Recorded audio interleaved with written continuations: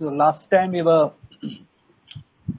seeing Romans chapter 2 verse 1 to 5. तो पिछले सप्ताह हमने रोमियो अध्याय 2 वचन 1 से लेकर 5 तक हमने देखा। We saw that judging is as bad as backbiting or murder or strife or things like that, sins like that.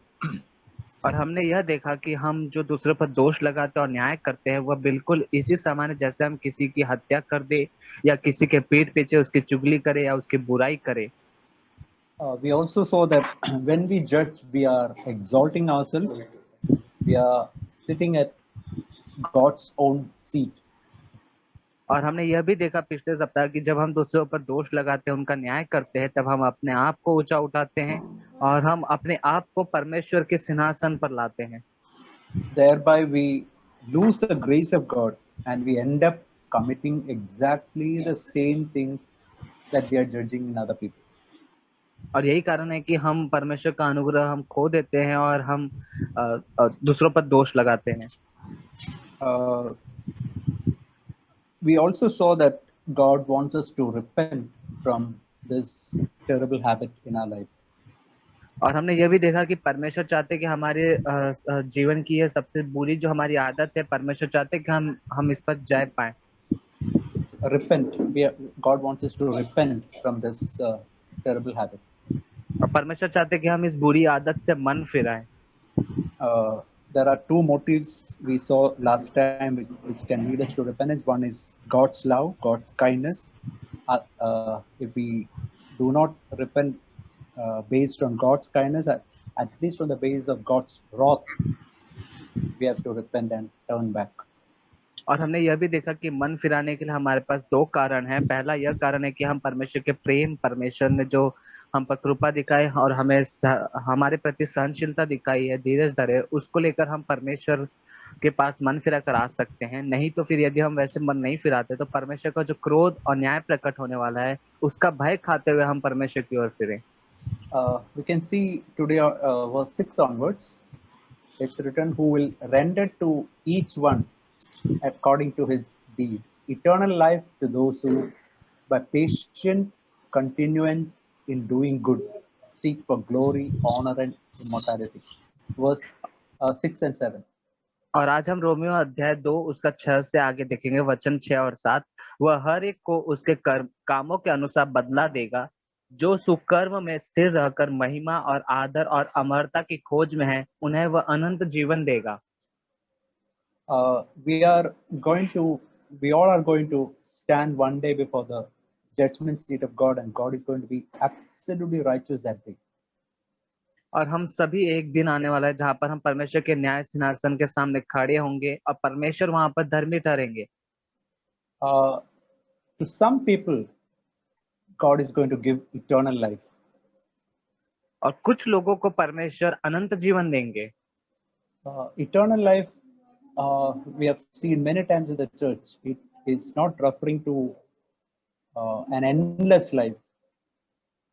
और हमने अनंत जीवन इस पर कलीसिया में भी कई बार हमने इस पर बात किया है, लेकिन अनंत जीवन वह जीवन नहीं जिसका कभी अंत नहीं होगा।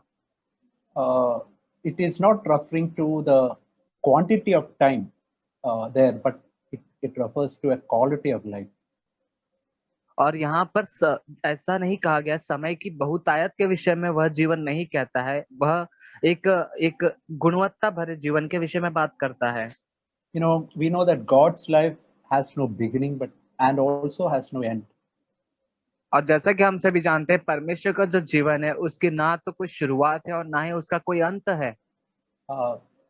Here it's referring to God's, that we can partake of God's own life. और यहाँ पर यह वचन हमसे इसी रीति से बात कर रहा है कि परमेश्वर का जो जीवन है हम उसमें भी सहभागी हो सकते हैं। There are many verses in the Bible which are referring to eternal life. और बाइबल में ऐसे कई सारे वचन हैं जो अनंत जीवन के विषय में बताते हैं। I think all of us know that verse in John chapter 3 verse 16 where it's written, God so loved the world that he gave the only begotten son, that those who believe in him should not perish but have everlasting life or eternal life. और हम सभी उस वचन को जो योना के अध्याय 3 के वचन 16 में लिखा है कि परमेश्वर ने जगत से ऐसा प्रेम किया कि उसने अपना इकलौता पुत्र दे दिया कि जो कोई उस पर विश्वास करे वह नाश न हो पर अनंत जीवन पाए।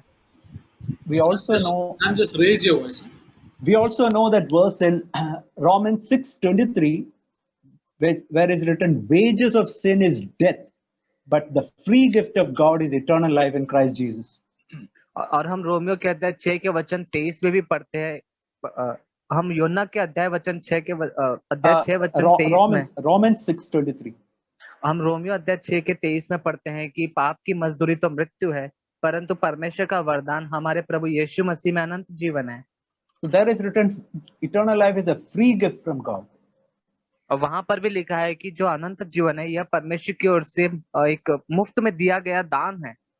I think you also may know that verse in 1 Timothy 6, where is written, fight the good fight of faith and lay hold of eternal life. और हम सभी उस तिमुथियुस की पत्री में पढ़ते हैं कि अपने विश्वास की अच्छी कुश्ती लड़ और अपने विश्वास की रखवाली कर और उस अनंत जीवन को धर ले। But here it's written, eternal life is to those who by perseverance continuing to do what is good. लेकिन यहाँ पर लिखा है कि परमेश्वर अनंत जीवन उन्हें देंगे जो लगातार स्थिर बने रहते हैं, दृढ़ बने रहते हैं भलाई करने में। What is the meaning of good? और भलाई का मतलब क्या है? If you read in Living Bible, it is written, eternal life, I'll read that verse, he will give eternal life to those who patiently do the will of God. और मैं एक living अनुवाद में इस वचन को देखता हूँ तो वहां पर यह अनुवाद ऐसे कहता है कि ऐसे लोग जो धीरज धरकर परमेश्वर की इच्छा को पूरा करते हैं। So the meaning of the word good refers to doing God's will. It is not just referring to doing some social work. और यहाँ पर जब हम पढ़ते हैं कि भलाई के काम करने के विषय में, तो यह न केवल बाहरी तौर पर सामाजिक काम करना परंतु परमेश्वर की इच्छा को पूरा करना है। We can say it can refer to taking up a cross and following Jesus. और यह इसमें यह भी शामिल करता है कि हम अपने आप का इनकार करके क्रूस उठाकर यीशु मसीह का अनुसरण करें। Living in fellowship with God and with others. कि हम परमेश्वर के साथ में और अन्य लोगों के साथ में हर समय संगति में जीवन बिताएं। Forgiving others, being merciful to others. कि हम दूसरों पर दया दिखाएं और कृपा करें। Helping other people who are in need. और जो जरूरत में है उनकी हम सहायता करें। But whenever we are engaged in doing good, many times we do not get any appreciation. और कई बार जब हम अपने आप को व्यस्त रखते हैं भलाई के काम करने में, कई बार बहुत बार ऐसे होता है कि उसके बदले में हमारी प्रशंसा नहीं होती है। There is a verse in Galatians where is written, do not grow weary or discouraged in doing good. और एक वचन है जो गलातियों की पत्री में लिखा गया है कि भलाई करते हुए तुम हियाव न छोड़ दो या तुम निराश न हो जाओ। You will reap provided you do not lose heart. Sorry brother, can you repeat? You will reap its benefit provided you do not lose heart. और वहां पर वो वचन कहता है कि तुम्हें उसका प्रतिफल जरूर मिलेगा, शर्त यह है कि आप हियाव न छोड़ दें, आप निराश न हो जाएं। So many times when we do good, sometimes what we get instead of appreciation is criticisms.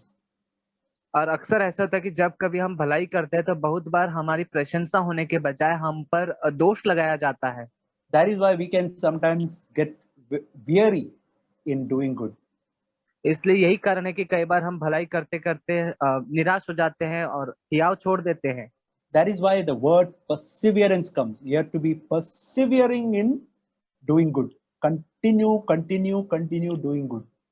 इसलिए वचन वहां पर कहता है कि तुम दृढ़ता से उसमें बने रहो, स्थिर रहकर हम लगातार उसमें भलाई करते रहें।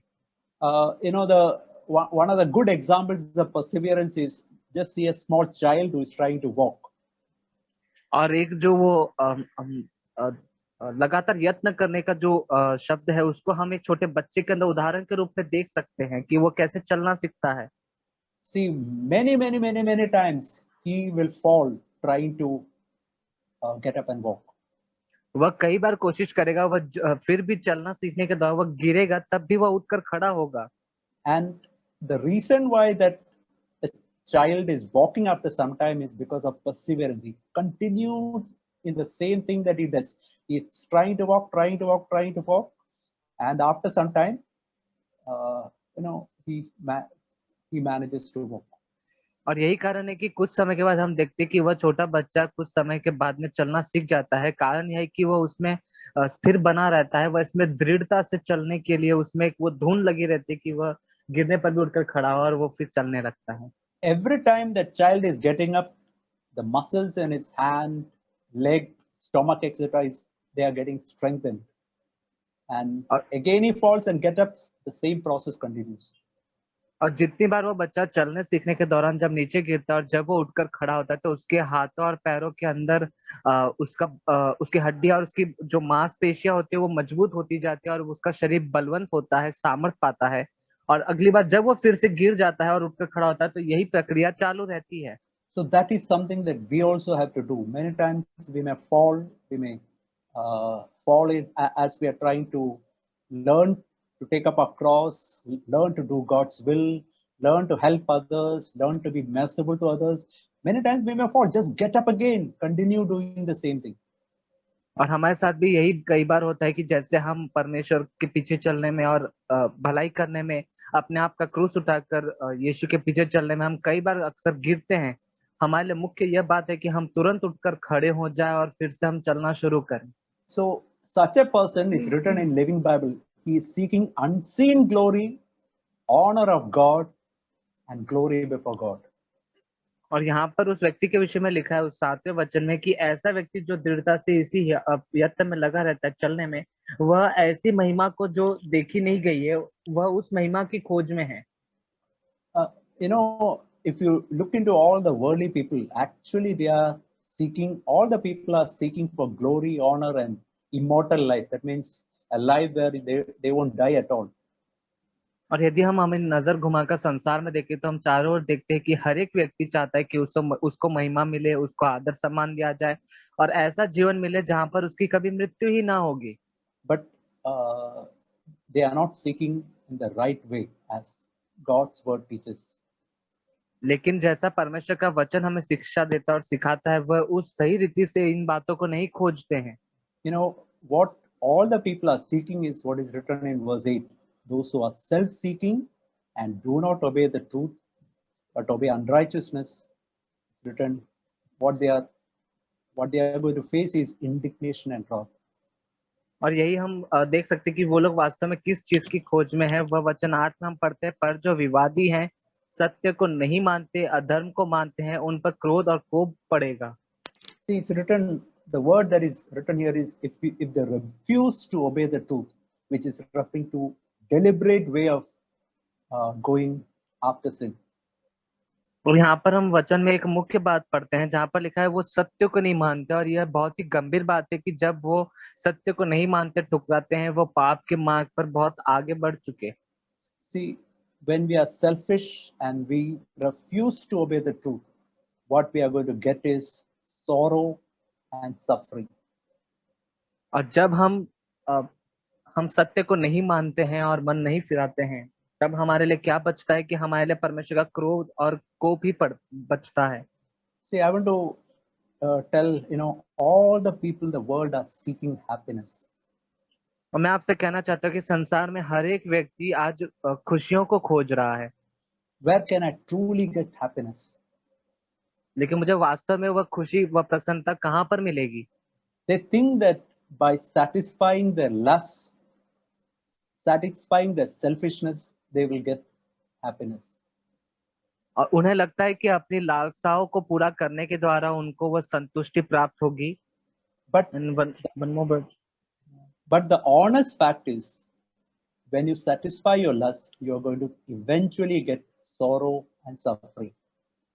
लेकिन मुख्य वास्तविक बात, सत्य की बात यह है कि जब आप अपने लालसा को पूरा करेंगे, तब आपको उसके बाद में दुख और वेदना और पीड़ा ही सहन करना होगा। I want to tell you that all our lusts are liars. मैं आपसे कहना चाहता हूँ कि हमारी हर एक लालसा बहुत ही झूठी है। They promise us something, but that is not what we are going to get. वे सब ऐसे वायदे तो करते, बताते तो है कि हमें क्या मिलने वाला है, लेकिन हम अंत में वह पाते नहीं हैं। But say, for example, a person who is trying to see pornography pictures, his lust says that, see, go after that, you will get happiness. अब मान लीजिए एक व्यक्ति का उदाहरण हम लेते हैं जो कि अश्लील चित्रों और फोटो की ओर देख रहा है, और उसका वह लालसा उससे कह रहा है कि तुम इसमें आगे बढ़ते जाओ और तुम्हें वहां पर खुशियां मिलेगी। But actually, eventually, what he is going to get is the fruit of his, all that he does is suffering and sorrow. लेकिन उस व्यक्ति को अंत में क्या होगा कि उनके इन सारे कार्यों का उसे यही फल मिलने वाला है कि उसे बहुत ही पीड़ा और वेदना सहन करना होगा। Just see a particular phrase that is written here in verse 9, tribulation and anguish, or we can say sorrow and suffering, on every soul of man who does evil, of the Jew first and also of the Greek. और हम यहाँ पर वचन 9 में पढ़ते हैं जो उस व्यक्ति को मिलने वाला है। यहाँ पर लिखा है, क्लेश और संकट हम हर एक मनुष्य के प्राण पर जो बुरा करता है आएगा। हम क्लेश और संकट को दुख, वेदना और पीड़ा से ले सकते हैं, पहले यहूदी पर फिर यूनानी पर। And the same phrase repeats in verse 10, but glory, honor, and peace to everyone who works what is good, to the Jew first and also to the Greek. और उसका 10वां वचन आगे इस रीति से कहता है, परंतु महिमा और आदर और कल्याण हर एक को मिलेगा जो भला करता है, पहले यहूदी को फिर यूनानी को। What is the meaning? Why it is written to the Jew first and also to the Greek?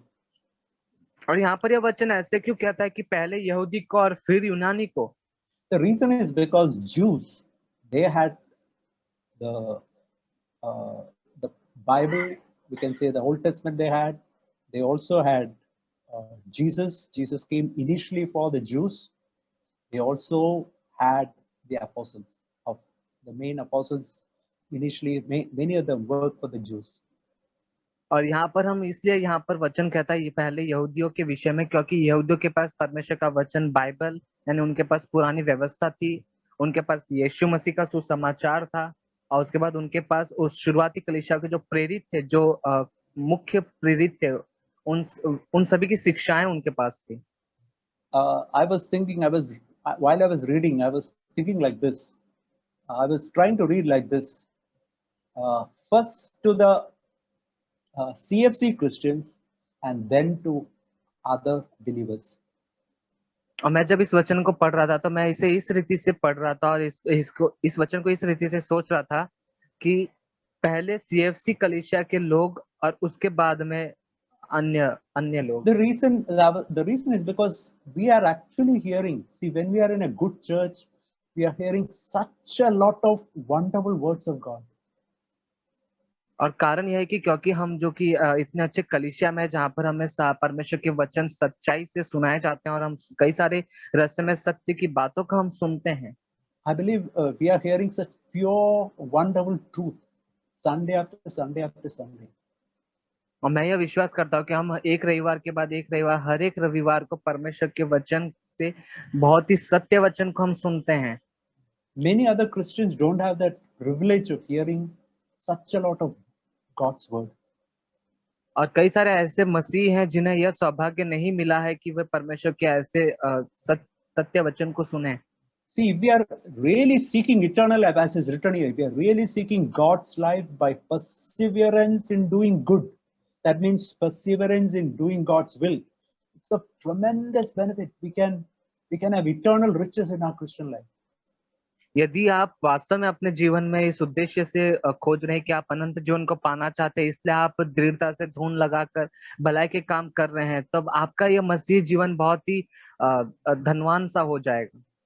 But as is written here, if we deliberately do what is evil, if we, as is written here, refuse to obey the truth, I want to tell you that it's an extremely dangerous thing if we hear God's word like that. लेकिन यदि हम परमेश्वर के वचन के सत्य को नहीं मानते हैं और उसे सत्य को नहीं स्वीकार करते, तो यह हमारे लिए बहुत ही भयानक बात है।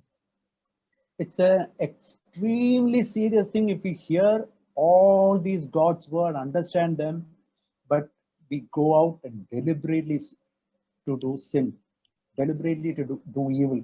That's an extremely dangerous thing. It's better that we go to some other church and Sound sit bit there. louder.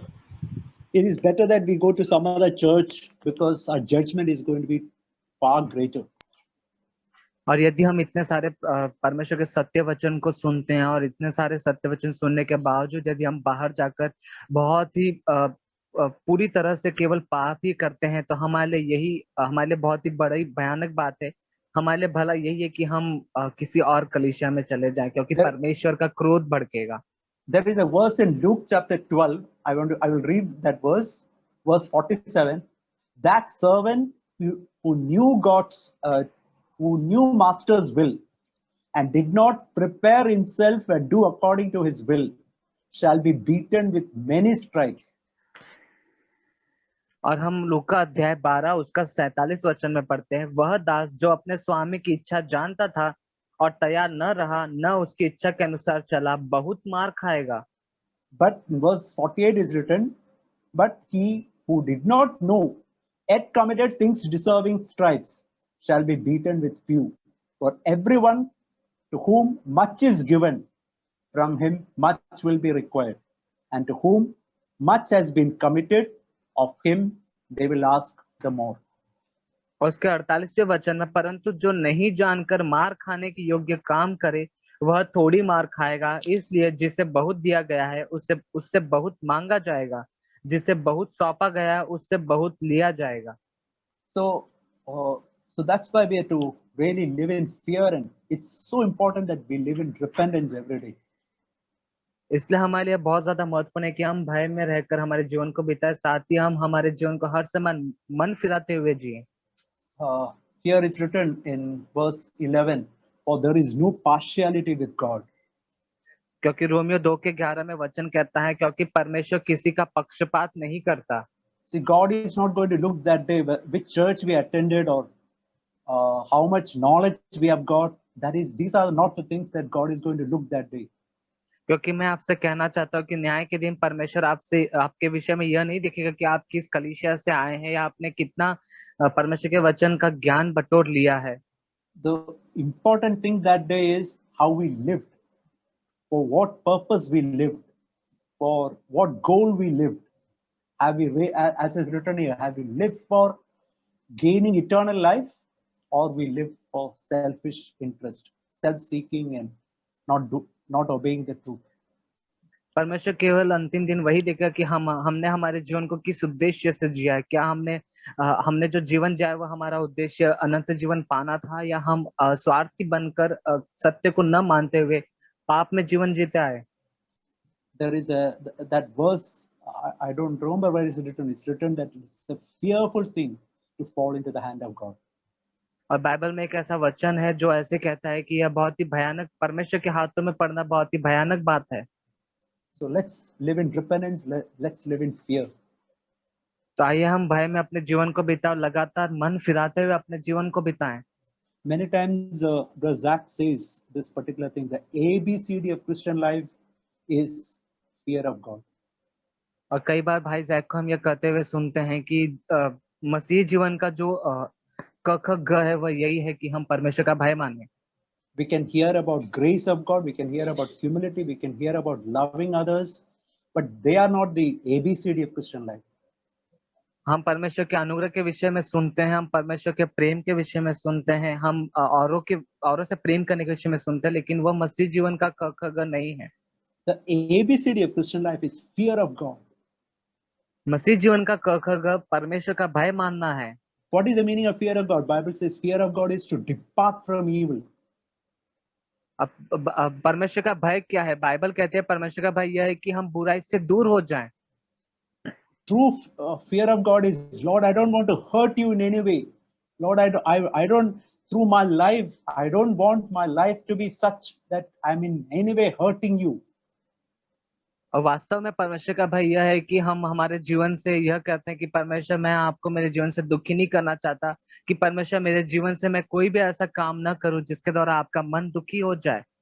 I want to ask each one, as I'm asking myself, let's ask this question to ourselves: have we learned the ABCD, fear of God.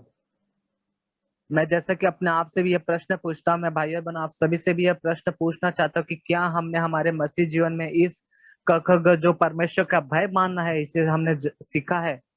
See, many times we heard in the church that those disciples of Jesus, Peter, Andrew, John, James, all of them, from their childhood, they heard about the fear of God. And when Jesus came, they began to hear about the grace of God and the kingdom of God, and they could come to a wonderful life. और हम देखते हैं कि पतरस, याकूब, यूहन्ना, Andreas, ये सारे जो शिष्य थे, इन्होंने अपने बचपन से ही परमेश्वर के भय के विषय में वचन सुनते हुए आए हैं। लेकिन जब यीशु मसीह आए और वो यीशु के पास आए, उन्होंने अनुग्रह के विषय में सुना और उनका जीवन बहुत ही सुहावना हो गया। When Matthew was taking, he emphasized that word. I just want to repeat that in Romans chapter 1 verse 18. For the wrath of God is revealed from heaven against all ungodliness and unrighteousness of men who suppress the truth in unrighteousness. और एक वचन जो भाई Matthew इस पर जोर देकर बात किए थे, रोमियो का पहला अध्याय उसका 18वां वचन, परमेश्वर का क्रोध तो उन लोगों की सब अभक्ति और अधर्म पर स्वर्ग से प्रकट होता है जो सत्य को अधर्म से दबाए रखते हैं। That means their conscience is telling that the path you're taking is a wrong path, it's a wrong turn, but you deliberately want to go that way. That is a very, very fearful thing. और इसका मतलब है कि एक व्यक्ति जो ऐसे उसका मन उसे बार बार उसका विवेक उसको टोकता है और उसे कहता है कि तुम जिस मार्ग पर चल पड़े हो ये तुम्हारे लिए बहुत ही खतरनाक है और तुम्हें इससे फिरना चाहिए, लेकिन वो उसकी अपने मन की विवेक की बात न सुनते हुए उसी मार्ग पर आगे की ओर बढ़ना चाहता है। यह उस व्यक्ति के लिए बहुत ही भयानक बात है। Bible says that if you have not learned, it's written in Proverbs chapter 2, cry to the Lord, Lord, I want to learn fear of God. Cry to the Lord for, how it is written, discernment, and cry to the Lord for fear of God. And then it's written, then you learn the fear of God. और यहाँ पर हम यदि हमारे जीवन में परमेश्वर का भय नहीं है, हम जैसे नीति वचन के दूसरे अध्याय में पढ़ते हैं कि परमेश्वर के पास आप रोएं, गिड़गिड़ाएं, उससे मांगे कि परमेश्वर मुझे यह आपका भय मानना सिखाएं, मुझे वह समझ दे कि मैं आपका भय कैसे मानूं। So I want to stop here. Let's continue. We have come up to verse 12. So yeah, the remaining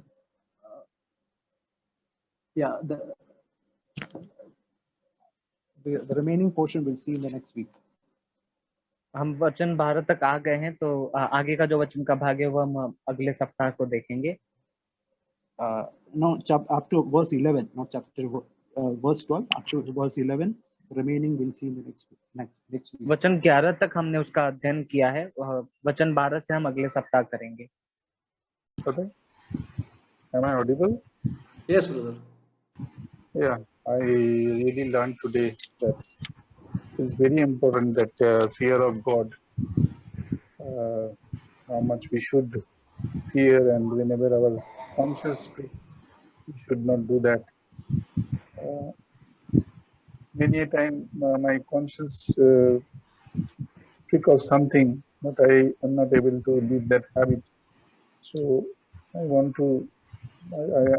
that God will deliver me from my bad habits, so that my conscience becomes pure, and I can walk with Him close. Please pray for me, brother. Thank you.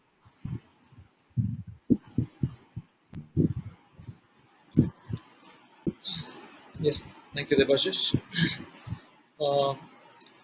Just want to focus on verses 7 to 10.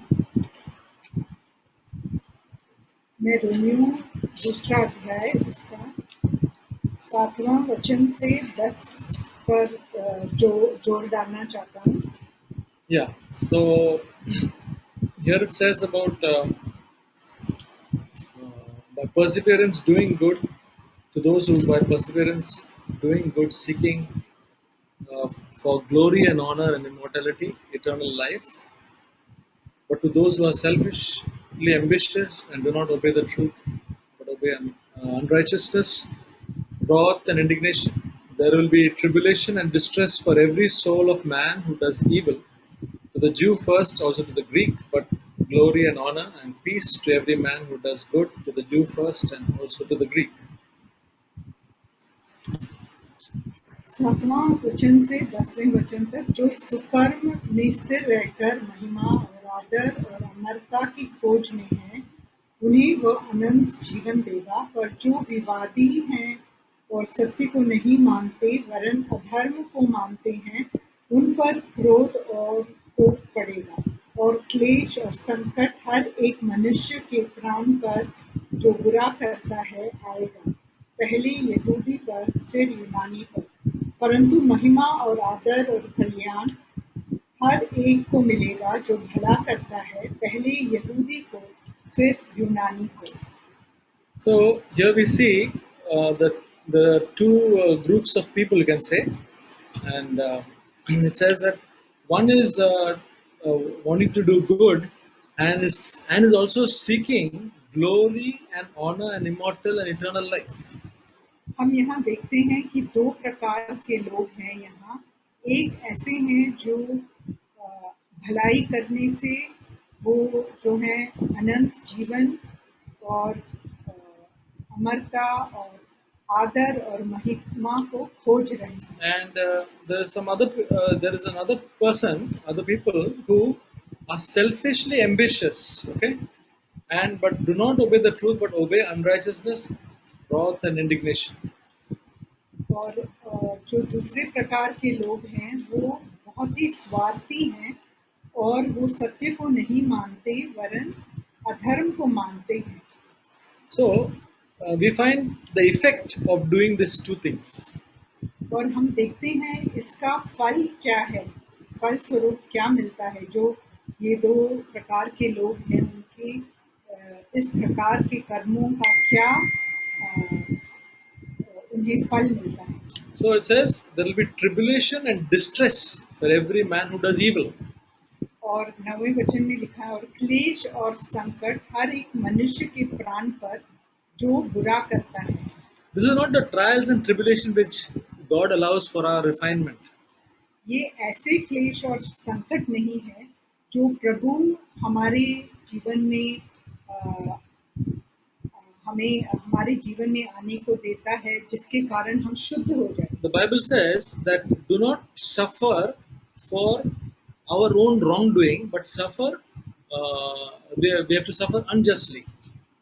वचन में ऐसे कहा गया है कि हम अपने कुकर्मों के कारण हम क्लेश ना उठाएं, लेकिन हम सत्य के लिए खड़े होने के लिए क्लेश उठाएं। So here is tribulation and problems because of our decisions and our own ways.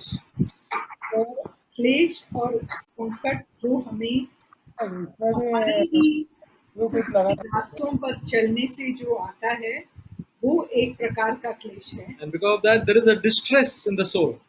और इसके कारण हम देखते हैं कि हमारे प्राण में जो है हमें क्लेश और संकट प्राप्त होता है। But now, when we are doing God's will, as Brother Sam said, doing God's will and seeking for honor and glory and eternal life, then it says there will be glory and honor and peace to every man.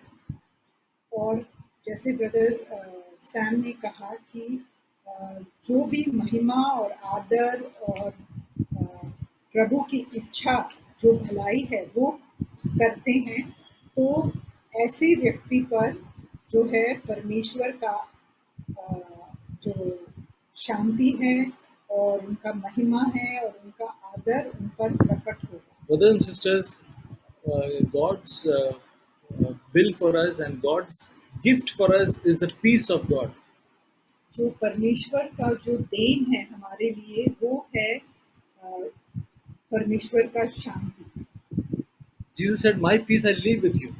यीशु मसीह ने कहा कि मैं अपनी शांति तुम्हें दे जाता हूँ। And it says in Romans Romans 8, it says that the mind set on the flesh is death, but the mind set on the spirit is life and peace.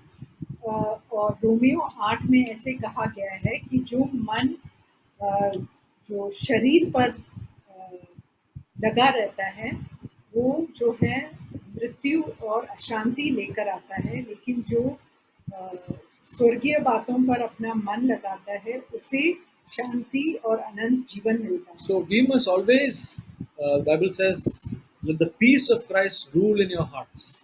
तो इसीलिए बहुत ही जरूरी है कि परमेश्वर की जो शांति है वो हमारे जो हृदयों में राज करे। That peace of God is so wonderful that it gives us rest and peace in our life. और परमेश्वर की शांति जो है वो इतनी अद्भुत है कि वो हमें जीवन और शांति देता है। Jesus said that He who sent me is with me, for I always do the things that are pleasing in His sight. यीशु मसीह ने कहा कि इन्होंने मुझे भेजा है वो हमेशा मेरे साथ है, क्योंकि मैं हमेशा उसकी इच्छा पूरा करता हूँ। So when God is with us, there will always be peace in our life. जब भी परमेश्वर हमारे साथ है तो हमारे जीवन में शांति रहेगी। And it's also said about Jesus that He hated iniquity and loved righteousness. Therefore, He was filled with the oil of gladness. और यीशु मसीह के बारे में भी ये कहा गया है कि क्योंकि वो जो पाप से नफरत करते थे और जो धार्मिकता है उससे प्रेम रखते थे, इसीलिए परमेश्वर ने उन पर जो खुशी या हर्ष का जो तेल है उससे उन्हें अभिषेक किया। Brothers and sisters, as children of God, as followers of Jesus, we'll have the same thing, that we will also be filled with the joy of gladness. और हम जो यीशु मसीह के चेले हैं, हमारे भी जीवन में ऐसे ही होगा जब हम प्रभु यीशु के पीछे चलेंगे। So may God help us to seek after glory, honor, and eternal life. तो इसी प्रकार हम भी जो है महिमा और अनंत जीवन के पीछे हम भी चले।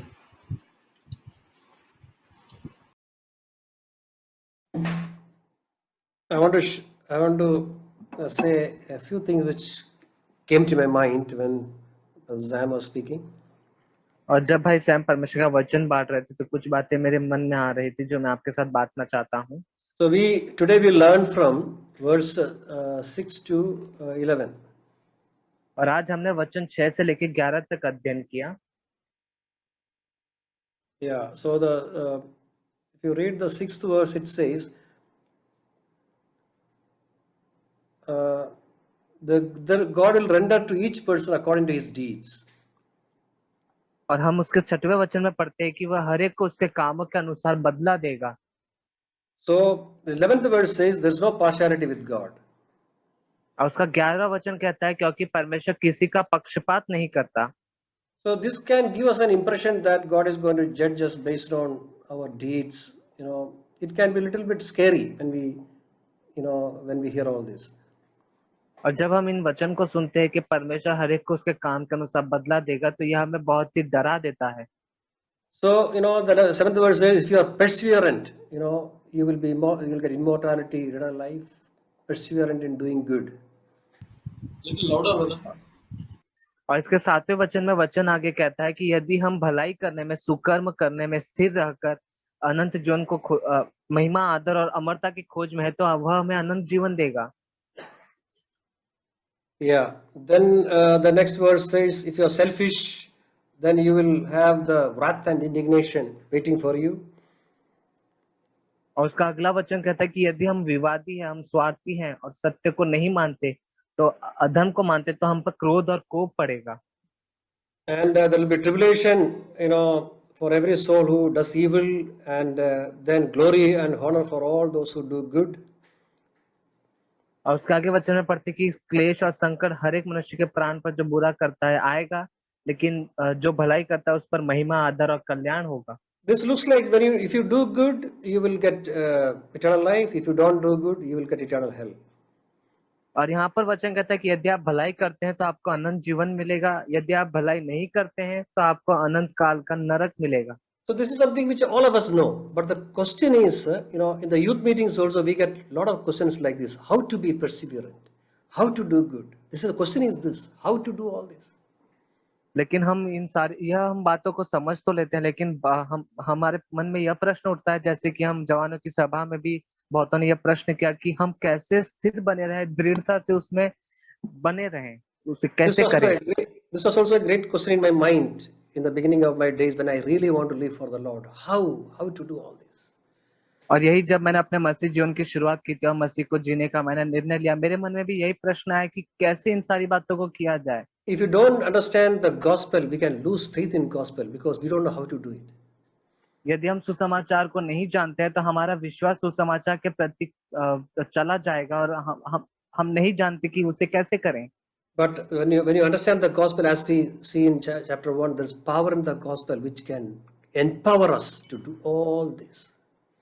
लेकिन जैसे कि रोमियो के पहले अध्याय में हमने पढ़ा कि यदि हम सुसमाचार को समझते हैं तो यह हमें वह सामर्थ देगा इन सारी बातों को करने के लिए। When you understand that, you will start gaining faith in the gospel and not losing faith in the gospel. और जब आप जैसे जैसे इस सुसमाचार को समझने लगेंगे, आपको सामर्थ मिलेगी और आप और भी आगे की इन बातों को समझने लगेंगे, आपका विश्वास सुसमाचार के प्रति बढ़ेगा। That will make you so excited. Christian life will become exciting and possible and can be done. और तब आपका मसीह जीवन बहुत ही उत्तेजित होगा, उत्साहित होगा और आपके लिए यह बात संभव होगी कि आप इसे कर पाएं। I was many years back, I used to drive a bike. और कई वर्षों पहले मैं स्कूटर बाइक चलाता था। I remember I was driving bike, to go to a place, and suddenly it started raining. और मैं किसी स्थान पर जा रहा था, मैं बाइक चला था और तब अचानक से बारिश शुरू हो गई। So my bike was a little old, so after it started raining, my bike stopped working. और मेरी जो बाइक थी वो बहुत ही पुरानी हो चुकी थी, तो बारिश होने के कारण कुछ समय चलने के बाद में वह बंद हो गई। Then I have no other way. I cannot leave the bike there. I had to take the bike back home. I had to push it all the way back home. और तब मैंने जाना कि अब मैं आगे नहीं बढ़ सकता, तो मुझे उसी बंद अपनी बाइक को ढकेल कर फिर से घर तक लौटना पड़ेगा। Those who face this, will know it, how difficult it is to push a bike back to home 2-3 kilometers. और आप में से कितनों ने इस बात का अनुभव किया, वो इस बात को अच्छी रीति से समझ रहे होंगे कि आपके घर तक 2 से 3 किलोमीटर तक लगभग आपको बंद बाइक को कैसे ढकेल कर फिर से लेकर जाना है। The bike which was helping you to have a wonderful, enjoyable ride has become a burden to you now. Now you have to carry this bike. और कुछ समय पहले उस बाइक पर जिस पर आप सवार होकर उस सवारी का आप आनंद ले रहे थे और लुत्फ उठा रहे थे, अब वही जो बाइक है आपके लिए बोझ बन चुकी है, अब आपको उसका बोझ ढोना है। This is the difference between Christian life without the power of the gospel and with the power of the gospel. और यह इस बात को दर्शाती है मसीह जीवन जिसमें सुसमाचार की सामर्थ के द्वारा कैसे होता है और बिना सुसमाचार की सामर्थ के वह जीवन कैसे होता है। So don't let us be scared of the high standards of the gospel which we hear. तो हम जो इस सुसमाचार के नए स्तरों के विषय में, ऊंचे स्तर के विषय में जो हम सुनते हैं, उसको लेकर हम भयभीत ना हो। The power of Christ in us is able to do it for us. मसीह की वह सामर्थ जो हमारे अंदर है वह काफी है हमारे लिए। We will see this emphatically in various aspects as we progress in this study. और हमारी इस यात्रा में जैसे हम आगे की ओर यात्रा में आगे बढ़ेंगे, हम इन बातों को हमारे जीवन में देखेंगे। That's why very important for us to study the apostolic teachings in our Christian life. इसलिए हमारे लिए बहुत ज्यादा महत्वपूर्ण है कि हम हमारे जीवन में प्रेरितों की जो शिक्षा है उनका गंभीरता से अध्ययन और मनन करें। Amen. आमीन।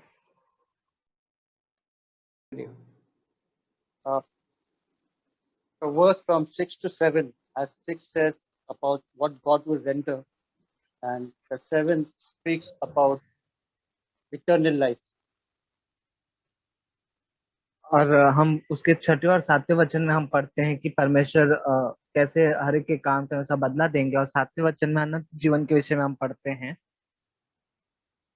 And to have, for me, eternal life is what? What is eternal life? और अनंत जीवन पाना, या अनंत जीवन का अर्थ क्या होता है? Because if you see, eternal life is the life that we live now in Christ. अनंत जीवन वह जीवन है जो कि हम अभी यीशु मसीह में जी रहे हैं। But if Christ died for us and he has rose again, it means we also have been dead in Christ and we also have been rose again. और इस जीवन में इसका मतलब है कि यीशु मसीह हमारे लिए हमारे पापों के लिए बलिदान हुए और फिर से मुर्दों में से जी उठे, तो अब हम मसीह यीशु में मर गए और उनके साथ जिलाए भी गए। Because the water baptism signifies to that. क्योंकि जो पानी का बपतिस्मा है वह इसी बात का चिन्ह है। And if we are dead in Christ, it means now we are living an eternal life in Christ. तो यदि हम मसीह में मर गए हैं तो हम जो जीवन जी रहे हैं वह हम मसीह में जी रहे हैं, वह अनंत जीवन जीते हैं। So we need to continue this journey in Christ. हमें हमारी जो यह यात्रा है हमें इसे मसीह में ही आगे की ओर बढ़ाना है। And this journey will only continue. It will only continue when second time Christ comes again and raises us again and takes us to heaven. और हमें यही इस यात्रा को तब तक इसे जारी रखना है जब तक मसीह आ नहीं जाते हैं और हमें हमें जिलाते नहीं, उठाते नहीं है। For example, for this is 1 Thessalonians 4:16. I said, 1 Thessalonians 4:16. Okay. Brother, आप पढ़ दो। हम पहला थिस्सलुनीके 4:16 में पढ़ते हैं, क्योंकि प्रभु आप ही स्वर्ग से उतरेगा, उस समय ललकार और प्रधान दूत का शब्द सुनाई देगा और परमेश्वर की तुरही फूकी जाएगी और जो मसीह में मरे हैं वे पहले जी उठेंगे। So the one who is already dead in Christ will be raised up first and will continue this eternal journey in Christ. तो यहाँ पर वचन में हम पढ़ते हैं कि जब यीशु मसीह आएंगे अपने स्वर्गदूतों के साथ में, तो जो मसीह में मर चुके थे वो अपने इसी मसीह यात्रा जो मसीह उन्हें जिलाएंगे वो आगे जारी रखेंगे। So to this journey on earth that we are having in Christ, how are we supposed to continue it? तो हमारी जो यह मसीह में हमारी जो यात्रा है, जिस जीवन को हम अभी जी रहे हैं और जारी रख रहे हैं, हम इसे कैसे आगे की ओर जारी रखें? I want to read some scriptures from John chapter 15 I would read from verse 3.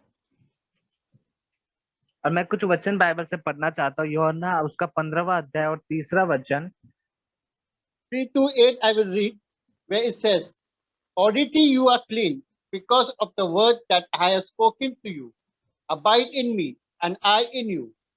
As the branches cannot bear fruit by itself unless it abides in the vine, neither you unless you abide in me. I am the vine and you are the branches.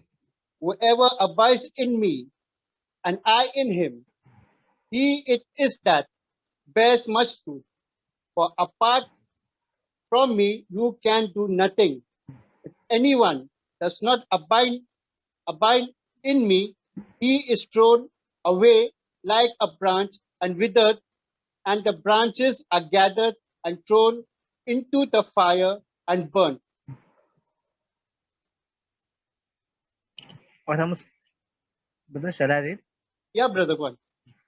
उसके हम 15 के 3 से आगे देखते हैं। तुम तो उस वचन के कारण जो मैंने तुमसे कहा है शुद्ध हो, तुम मुझ में बने रहो और मैं तुम में। जैसे डाली यदि दाखलता में बनी न रहे तो अपने आप से नहीं फल सकती, वैसे तुम भी यदि मुझ में बने न रहो तो नहीं फल सकते। मैं दाखलता हूँ, तुम डालियां हो। जो मुझ में बना रहता है मैं उसमें, वह बहुत फल फलता है। मुझसे अलग होकर तुम कुछ भी नहीं कर सकते। यदि कोई मुझ में बना न रहे तो वह डाली के समान फेंक दिया जाता, सूख जाता और लोग उन्हें बटोरकर आग में झोंक देते हैं, वे जल जाती है। So the tree doesn't bear good fruits, the branch doesn't bear good fruit, God is going to render that, and it means He's going to throw it into the hell of fire. तो यहाँ पर हम वचन में पढ़ते हैं कि वह जो डाली जो फल नहीं लाती है, वह पेड़ जो फल नहीं लाता है, परमेश्वर उसे काट देगा, उस डाली को फेंक दिया जाएगा। Now for eternal life, as it says from verse 7, I will read till 9. If you abide in me and my word abides in you. Ask whatever you wish, and it will be done for you. By this my Father is glorified, that you bear much fruit, and so prove to be my disciples. और आगे वह 7 से लेकर 9 तक हम अनंत जीवन के विषय में वचन पढ़ते हैं। यदि तुम मुझ में बने रहो और मेरा वचन तुम में बना रहे, तो जो चाहो मांगो वह तुम्हारे लिए हो जाएगा। मेरे पिता की महिमा इसी से होती है कि तुम बहुत सा फल लाओ, तभी तुम मेरे चेले ठहरोगे। So what God is saying, we need to keep abiding in His word, so that we can keep bearing more and more fruits to glorify the Father. Only this will happen only because when we abide in the vine, that is Jesus, and keep His word, follow His commandment, stand on His commandment, doing what He has commanded, then we are known to be called His disciples. और यही हम वचन में पढ़ते हैं कि परमेश्वर में बहुत से फल लाने के लिए हमें यीशु मसीह में बने रहना होगा, और यहाँ पर बने रहने के लिए बने रहने के द्वारा हमारे जीवन से बहुत फल लाएंगे, और तब पिता की महिमा होगी। इसका मतलब है कि परमेश्वर जो कुछ हमें आज्ञा देते हैं, उस आज्ञा को हम ग्रहण करके उस आज्ञा का हम पालन करें, जो कुछ वह करने को कहते हैं हम उसे करें। I can only urge you, brothers and sisters, the eternal life is not that after that we go to heaven. It's Jesus has already died and rose again. We are died and we are rose again. And the life we are living right now, you can say it's an eternal life. We need to continue the journey till the end of our life, where God, Jesus, comes back again and take us with Him to His home. Amen. अब भाइयों बहनों, मैं आपसे विनती करके कहना चाहता हूँ कि अनंत जीवन यह नहीं कि हम मरने के बाद स्वर्ग में चले जाएंगे, परंतु वह जीवन की यीशु मसीह हमारे लिए मरे और जी उठे, हम उनके अंदर मर गए और उनके द्वारा हम जिलाए गए। तो हमें इस जो जीवन हम जी रहे हैं, इसी जीवन को तब तक हमें जारी रखना जब तक यीशु मसीह आकर हमें उठाते नहीं। आमीन। मैं बोला था कि उसको लिखा है कि धोखा ना खाओ। उसका मतलब ये पॉसिबल है कि हम धोखा खा सकते हैं। So it is mentioned in Galatians 6 verse 7 that do not be deceived. This means that there is a possibility that we may be deceived. क्योंकि लिखा है कि मनुष्य जो कुछ भी बोता है, वो शरीर के अनुसार, वो शरीर के जैसे कटने काटेगा, ऐसा होता है। And later it is mentioned that for whatever a man sows, this he will also reap. तुम देखते हैं कि हमको यही वचन सिखाता है हमको कि हम कितना हमारा हम इंसान का नेचर में देखते हैं कि हम सभी दिन अच्छे हैं, अच्छा दिखाते हैं, बट वो इम्पोर्टेंट नहीं, बट लेकिन हमारा पर्सनल व्यक्तिगत जीवन में हम किस तरह होते हैं, परमेश्वर वो चीज देखता है। So in all of our lives there is all of us seem to be very good by nature, and we show to others that we are very good, but it is not that much important. The fact that is important is that how is our personal life and our secret life. और मैं जैसे कि आपने Matthew से सुना कि chapter 2 में लिखा है कि एक सेल्फिश, हम जो कुछ भी करते हैं, हमारा एम्बिशन कैसा है, सेल्फिशनेस एम्बिशन है, हमारा मोटिव कैसा है, हमारा एटीट्यूड कैसा है, वो हमारा अंदरूनी जीवन किस तरह है परमेश्वर के सामने, वो दैट इज वेरी इंपॉर्टेंट, वो इम्पोर्टेंट चीज है। So as Brother Matthew was also sharing that what is the motive behind the things that we do? Is it selfishness or is it unrighteousness or something else that matters? और मैं बताना चाहता हूँ absolutely convince हूँ इस चीज में कि मैं कैसा हूँ। जब मेरे भाई अगर सभी जन अगर मेरे बारे में पूछेंगे, सभी जन अच्छे बोलेंगे, तो वो कुछ भी मैटर नहीं करता। मैं बताना चाहता हूँ कि कुछ भी मैटर नहीं करता जब तक परमेश्वर नहीं बोलेगा कि मैं रियल इस चीज से मिलेगा लाइफ से जीवन से प्लेस हूँ, वही इम्पोर्टेंट चीज है। So there is a chance that I will be thinking that what people might be saying regarding me, or I will be more inclined toward that. But it is not important. The thing that is important is what God thinks about me. मैं ये सब चीज सीख रहा हूँ. मैं परमेश्वर को धन्यवाद करता हूँ. इसका वचन सुनने के लिए मिल रहा है. एक ट्रू गॉस्पेल, एक pure gospel. So I really want to thank the Lord that we are able to hear such nice words, very true words, very true gospel we are able to share, to hear. और मैं और एक चीज बताना चाहता हूँ कि परमेश्वर से हमको प्रार्थना करना चाहिए, क्योंकि मुझे revelation they. So one more thing which I want to share is that we should always pray to God that God, you please give us revelation. Yeah, thank you.